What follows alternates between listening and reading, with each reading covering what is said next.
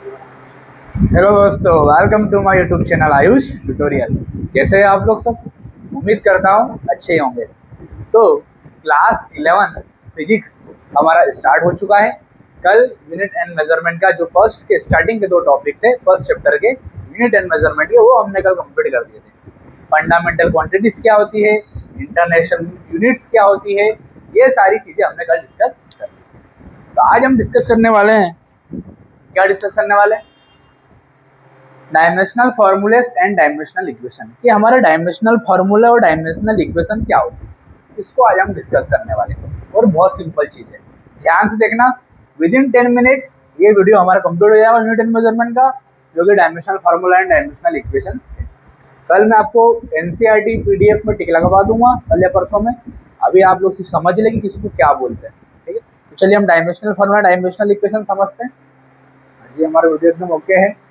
चलिए, Ayush tutorial Sanawar quality education आपको यहाँ पर मिलेगा, ठीक है।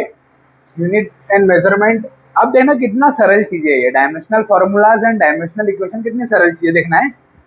अभी डायमेंशंस होते क्या है, ये डायमेंशंस होते क्या है ध्यान में। तो dimension of physical quantity are the powers to which base quantities are raised to represent that quantities. मतलब क्या होता है, ये जो डायमेंशंस होते हैं, फिजिकल क्वांटिटीज जो होती है, फिजिकल क्वांटिटीज कौन सी, हमारी जो 7 फंडामेंटल क्वांटिटीज होती है, वही 7 फंडामेंटल क्वांटिटीज हमने जो कल पढ़ी थी। Mass, length, time, current, amount of intensity, है ना, luminous amount of substance, luminous intensity और करंट। ये हमारी 7 फंडामेंटल क्वांटिटीज होती है, जो कि हमने कल डिस्कस करी थी। और मैंने आपको बोला था जिस किसी को भी ये 7 फंडामेंटल क्वांटिटीज याद है, उसको कोई भी समस्या नहीं आने वाली। क्यों नहीं आने वाली, देखो ध्यान से। उसने ये बोला कि डायमेंशन का कॉन्सेप्ट ये है कि आपके जितनी भी बेस क्वांटिटीज मतलब ये बेस क्वांटिटीज मतलब फंडामेंटल क्वांटिटीज, जितनी भी आपकी फंडामेंटल क्वांटिटीज है, इनको आपको ब्रैकेट्स में लिखना है और अंदर इनके सिंबल के फॉर्म में आपको लिखना है। कैसे? जैसे देखो, मास को लिखना है, express this quantities in terms, mass को कैसे लिखेंगे, इस तरीके से। मैंने कल भी आपको बताया था कि स्क्वायर ब्रैकेट के अंदर ही हमेशा डायमेंशंस को लिखा जाएगा, यही इसका कॉन्सेप्ट है, आपको याद रखना है। डायमेंशंस हमेशा बेस क्वांटिटीज से, फंडामेंटल क्वांटिटीज से ही बनते हैं, ये बात आपको याद रखना है। कैसे बनते हैं? स्क्वायर ब्रैकेट के अंदर आपको लिखना है। जैसे मास का फंडामेंटल क्वांटिटीज की आपको यूनिट लिखना है, डायमेंशंस लिखना है, डायमेंशन लिखना है, बेस क्वांटिटीज के डायमेंशन लिखना है। और कैसे लिखेंगे? ब्रैकेट के अंदर मास, जैसे मास का कैसे लिखेंगे, ऐसे। लेंथ कैसे लिखेंगे, ऐसे। समझ में आ रही बात? इस तरीके से अपने को लिखना है। मास को इस तरीके से लिखना है, लेंथ, टाइम को ब्रैकेट में टी। फिर अगर मान लो एम्पियर आता है, करंट आता है, तो ए। समझ में आ रही बात? इस तरीके से आपको लिखना है। टेम्परेचर आ रहा है तो केल्विन लिखना है, टेम्परेचर भी वहां पर था। अमाउंट ऑफ सब्सटेंस का मोल लिखना है, ठीक है। मतलब ये जितने भी 7 फंडामेंटल क्वांटिटीज है, आपको अगर डायमेंशंस के फॉर्म में शो करना है, आपको स्क्वायर ब्रैकेट लगा के अंदर आपको एक बेस क्वांटिटी या फंडामेंटल क्वांटिटीज के सिंबल्स अंदर लिख के रखना पड़ेगा। यही इसका उद्देश्य है और यही हमारा डायमेंशंस है। आपको डेफिनेशन वगैरह ये नहीं याद करना है, आपको खाली ये चीजें याद करना है कि कैसे यहाँ पर डायमेंशन फॉर्मूला लिखे जा रहे हैं। अभी आगे बता रहा हूँ, वो डायमेंशन फॉर्मूला आने वाले, आपको लिखने का तरीका आना चाहिए। डायमेंशन फॉर्मूला में कोई दम नहीं है, कैसे कोई दम नहीं है, फिजिक्स में कोई दम नहीं है, बस आप स्टार्टिंग पॉइंट याद रखें। जैसे डायमेंशन फॉर्मूले में बोला है, बच्चा पार्टी क्या बोला है, आपको नॉर्मल फॉर्मूले याद होना चाहिए। जैसे वेलोसिटी का फॉर्मूला, स्पीड का फॉर्मूला, एक्सीलरेशन का फॉर्मूला, टाइम का फॉर्मूला, डिस्टेंस का फॉर्मूला, डिस्प्लेसमेंट का फॉर्मूला, टॉर्क का फॉर्मूला, मोमेंट ऑफ इनर्शिया का फॉर्मूला, ये सब फॉर्मूलेस आपको याद होना चाहिए। जिसको फॉर्मूलेस याद है, डायमेंशन फार्मूला 2 मिनट का काम है और कोई दिक्कत वाली बात नहीं। एक अभी अपन डायमेंशन फार्मूला करेंगे, बहुत सारे, देखना ध्यान से। अभी आपको मैं एक चीज बता रहा हूँ, देखो ध्यान समझना कि मास को हमेशा एम में लिखना है, जैसे एल टाइम पर। हमेशा याद रखना कि डिस्टेंस जितनी भी आएगी वहां पर एल लिखना पड़ेगा। लेंथ, जितनी भी किलोग्राम वाली चीज आएगी, जो मेजरमेंट वाली चीज आएगी, जिनको हम तोलते हैं, वेट करते हैं, वो मास में आ जाएगी। उसको हम एम के फॉर्म में लिखेंगे डायमेंशन में। डिस्टेंस वाला आएगा तो एल के फॉर्म में लिखेंगे। जैसे मान लो कि डिस्टेंस का डायमेंशन फार्मूला बताओ, डिस्टेंस का डायमेंशन फार्मूला क्या होगा, एल। समझ में आ रही बात? जैसे मान लो स्पीड का निकालना है, स्पीड क्या होता है, डिस्टेंस अपॉन टाइम। तो डिस्टेंस का डायमेंशन फार्मूला क्या हो गया एल, और टाइम को कितना हो गया टी, और टी ऊपर जाके -1 हो जाएगा, तो कितना हो जाएगा एल टी -1। ये हो गया स्पीड का डायमेंशन फार्मूला। समझ में आ रही बात। डायमेंशन फार्मूला निकालने के लिए, डायमेंशन निकालने के लिए हमेशा स्क्वायर ब्रैकेट के अंदर लिखना है, किनको लिखना है, बेस क्वांटिटी लिखना है, फंडामेंटल क्वांटिटीज लिखना है, उनके सिंबल लिखना है। मतलब डायमेंशन फार्मूला ऐसे फार्मूला होते हैं जो बेस क्वांटिटी से डिराइव होते हैं, फंडामेंटल क्वांटिटी से डिराइव होते हैं, उनके सिंबल को लिखकर और स्क्वायर ब्रैकेट लगा। ये हो गया हमारा खत्म। देखो हम डायमेंशन बनाएंगे अब, डायमेंशन फार्मूला, और डायमेंशन फार्मूला सबको समझ में आ गया होगा। अब डायमेंशनल इक्वेशन क्या होती है, पहले ये देख लो। बेस यूनिट्स कौन कौन सी है, मास, लेंथ और टाइम, ये हो गए हमारी बेस, ठीक है। 3 pillars of mechanical dimension, 3 main pillars होते हैं, नॉर्मली इन तीनों में ही काम हो जाता है, बट फिर भी क्या होता है ना, और चीज़ों को काम में आता है।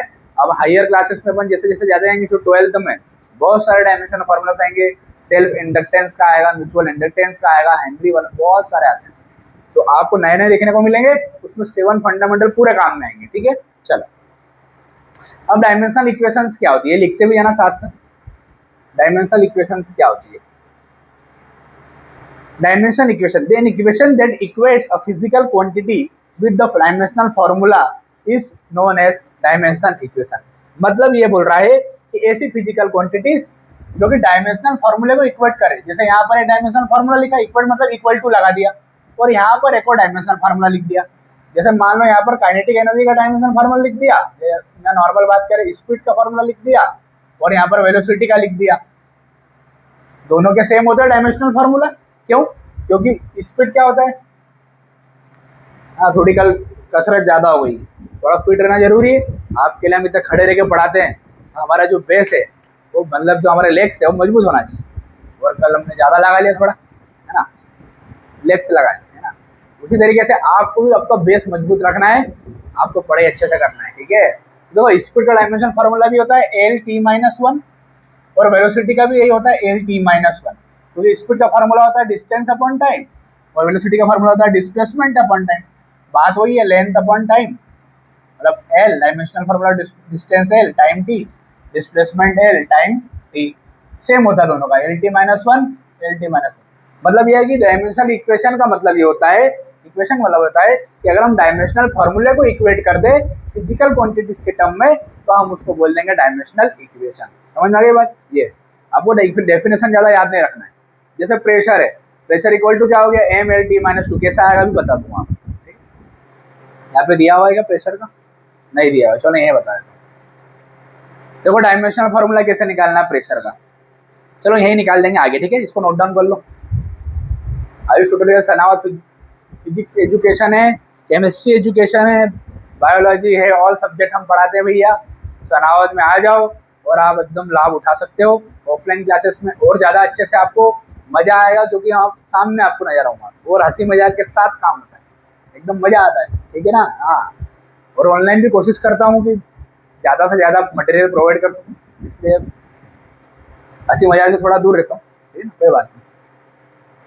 तो इधर समर्थ आपको समझ में आया, जो ऑनलाइन है समर्थ, इधर आपको गणेश, इधर हर्षवर्धन, समझ में आ रहा ना। अगर आ रहा है तो गर्दन ऐसे करो। देखो बहुत सिंपल है ना, आप सभी कर दोगे, आप देखना गारंटी है। एक मैं कराऊंगा, बाकी आप सभी कर दोगे ना, कैसे कर दोगे। प्रेशर का भी मैं आगे बताऊंगा।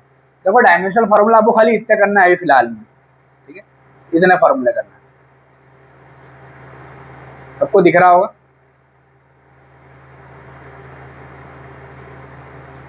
देखो ध्यान देखना, बहुत सिंपल है। पहले हम कर रहे हैं वेलोसिटी का, तो वेलोसिटी का फॉर्मूला क्या होता है, यहाँ पे लिखा ही हुआ है, क्या होता है, डिस्प्लेसमेंट अपॉन टाइम। अब डिस्प्लेसमेंट को लिखेंगे लेंथ, क्योंकि डिस्प्लेसमेंट डिस्टेंस होती है ना, shortage distance travel by an object. और मैंने आपको बोला है कि जब भी डिस्टेंस की बात करेंगे तो क्या लिख देंगे, एल, टाइम क्या हो जाएगा, टी, और हमेशा काय में लिखना है, स्क्वायर ब्रैकेट में लिखना है।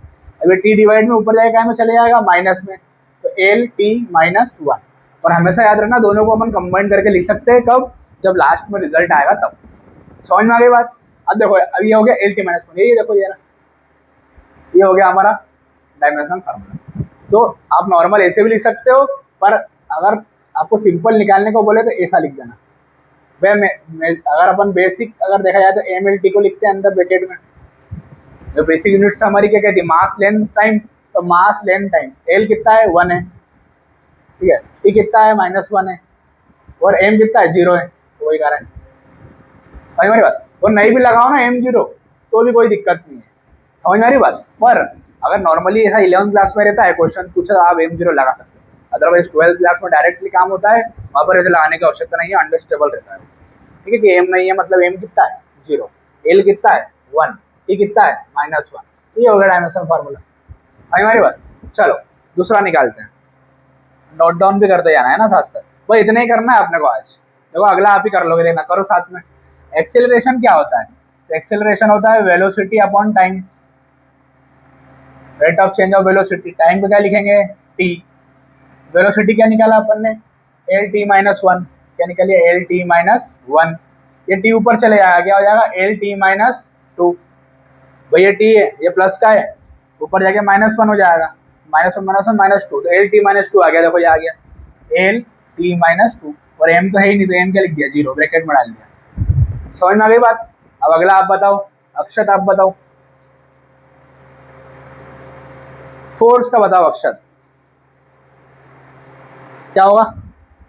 अच्छा मास इंटू एक्सिलरेशन, मास का एम, ठीक है हाँ ये सही बोला इसमें, क्या होगा फोर्स इक्वल टू क्या होता है मास इंटू एक्सिलरेशन, मास का क्या हो जाएगा एम, एक्सिलरेशन का क्या होगा, एक्सिलरेशन का अभी अपन ने निकाला क्या होता है एल टी -2, एल टी -2 ये आपको याद ही कर लेना, एक्सिलरेशन का एल टी -2, वेलोसिटी का एल टी -1।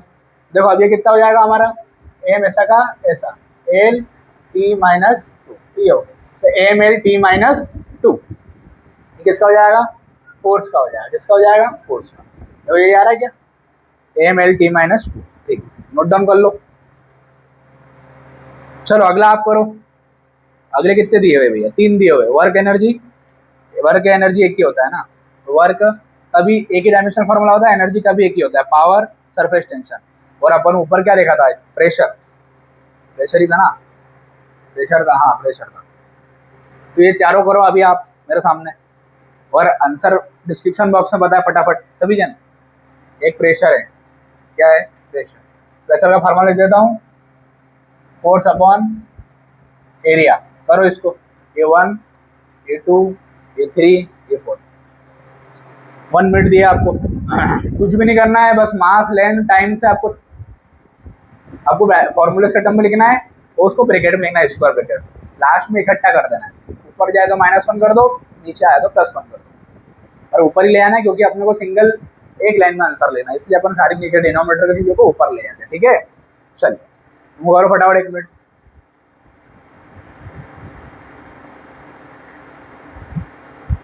बहुत सिंपल है भैया, कोई दम नहीं है, बहुत सिंपल है, इससे सिंपल कुछ भी नहीं हो सकता, क्योंकि सिर्फ हमको फार्मूले याद होना चाहिए, ठीक है।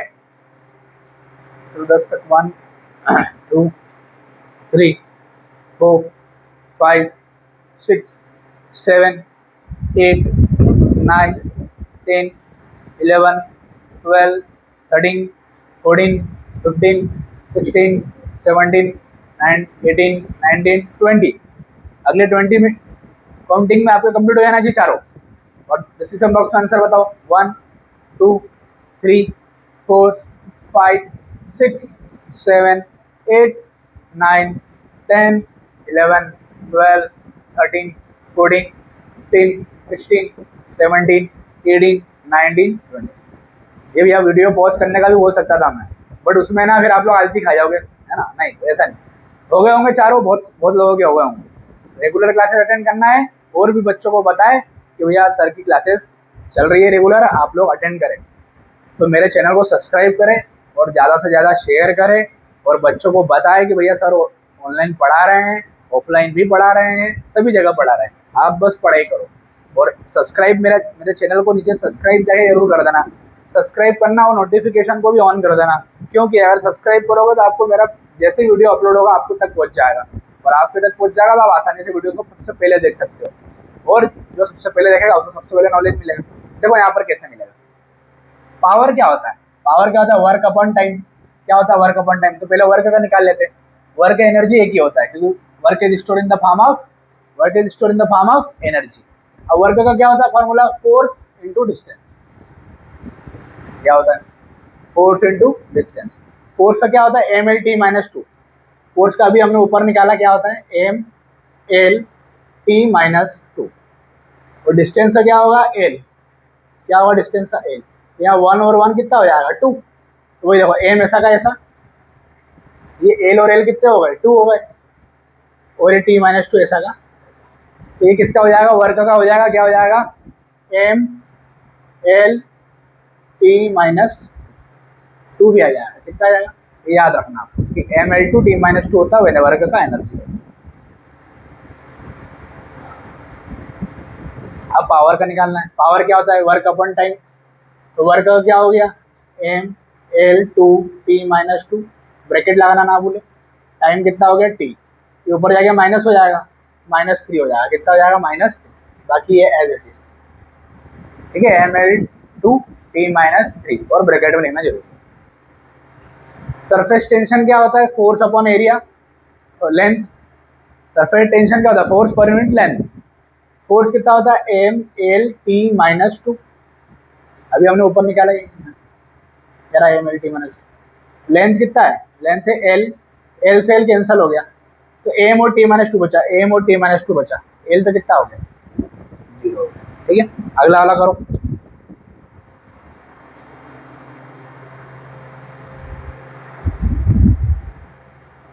हो गया ये। अब प्रेशर का ऊपर जो लिखा हुआ था क्या होता है फोर्स अपॉन एरिया, फोर्स कितना हो गया M L T minus two, ये फोर्स का आपको याद ही कर लो, फोर्स बहुत जगह काम में आ रहा है, यहाँ फोर्स काम में आ रहा है, यहाँ फोर्स काम में आ रहा है, यहाँ फोर्स काम में आ रहा है, और फोर्स में भी फोर्स काम में आ रहा है, मतलब 4 जगह काम में आ रहा है, तो फोर्स और वर्क को तो याद ही कर लो। कैसे याद करोगे देखो, फोर्स क्या होता है पहले फोर्स याद करो M L T minus two, याद कर लो M L T minus two, और वर्क क्या हो जाएगा एम एल, एल की जगह 2 कर दो -2 ऐसा कैसा, बस यहाँ 2 आ जाएगा ऊपर, तो ये फोर्स और वर्क का ऐसे याद कर लो आप। प्रेशर क्या होता है फोर्स अपॉन एरिया, फोर्स कितना हो गया M L T minus two, area कितना हो जाएगा साइड इंटू साइड, और साइड को भी एल लिखेंगे डिस्टेंस में, और साइड इंटू साइड भी दूसरे को भी एल लिखेंगे, कितना हो जाएगा एल स्क्वायर, तो एरिया का कितना होता है डायमेंशन फॉर्मूला एल स्क्वायर, ये ऊपर चले जाएगा कितना जाएगा एम ऐसा का ऐसा, टी माइनस टू ऐसा का ऐसा, एल यहाँ पे 1 है ऊपर जाके -2 हो जाएगा, तो 1 -2 क्या हो जाएगा एम एल -1 हो जाएगा, 1 -2 -1 टी -2 ब्रैकेट में, तो एम एल -1 टी -2 हमारा आंसर आना चाहिए। तो प्रेशर कितना आ रहा है हमारा dimension formula M L -1 T -2, देखो ऊपर आ रहा है क्या एम एल -1 टी -2 आ रहा है हमारा, तो प्रेशर हमारा आ गया है, मतलब हमने डायमेंशनल फार्मूला सीख लिए है कि कैसे निकालना है कैसे कैलकुलेट करना है। आगे बात समझ में कि नहीं आगे, और आप दम ही नहीं है कुछ फिजिक्स में, क्यों दम नहीं है, तो अगला टॉपिक हमारा आखिरी है, तो आज का हमारा यही है dimensional formula and dimensional equation. Formula simple square bracket में लिखेंगे, इक्वेशन को इक्वेट करके लिखेंगे, और अभी आपको एग्जाम्पल में देखने को मिलेंगे कैसे वहाँ पर प्रूफ करना है। आपको 2 इक्वेशन दे देंगे, दोनों को सॉल्व करने को बोल देंगे, अगर दोनों का डायमेंशनल फार्मूला सही आ गया मतलब वहाँ पर इक्वेशन हमारे LHS बराबर RHS आ गया, और अगर दोनों इक्वेशन में LHS बराबर RHS आ गया तो उसको हम क्या, ये आप नोट डाउन कर लेना भैया डायमेंशनल फार्मूला, ठीक है स्क्रीनशॉट ले लो।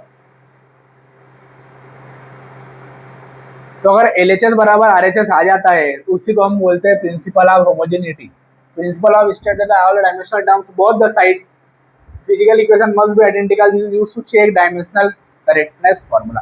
मतलब अगर LHS बराबर RHS आ जाता है, इधर जो भी डायमेंशनल फार्मूला रहेगा इधर जो भी रहेगा दोनों आपस में बराबर आ जाते हैं, तो उसी को अपन बोलते हैं प्रिंसिपल ऑफ, ठीक।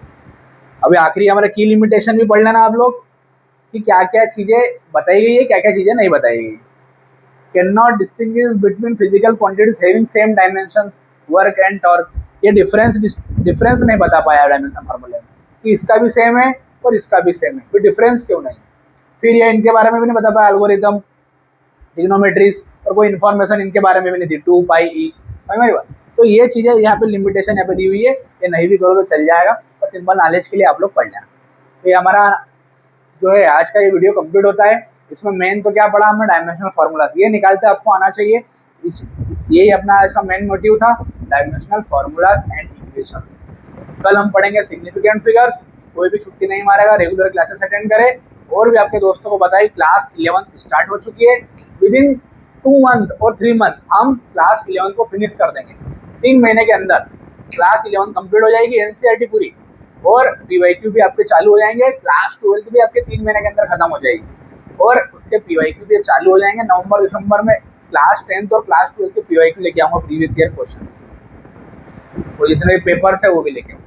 सब चीज़ें आपको मिलेगी, केमिस्ट्री आएगा, बायो आएगा, मैथ्स आएगा, सब कुछ अपलोड होगा वीडियो। आप बस मेरे चैनल को सब्सक्राइब करें और ज़्यादा से ज़्यादा शेयर करें और लाइक भी करें, कमेंट भी करें, क्योंकि सब्सक्राइब करोगे सबसे ज़्यादा सबसे पहले नोटिफिकेशन आपके तक ही पहुँचेगा, तब आसानी से चीज़ों को पढ़ सकते हैं। चलिए मिलते हैं हमारे अगले वीडियो में, तब तक के लिए do whatever you want to do, but 1 घंटा पढ़ाई रेगुलर करना जरूरी है, क्योंकि हमको हमारे घर की स्थिति बदलना है।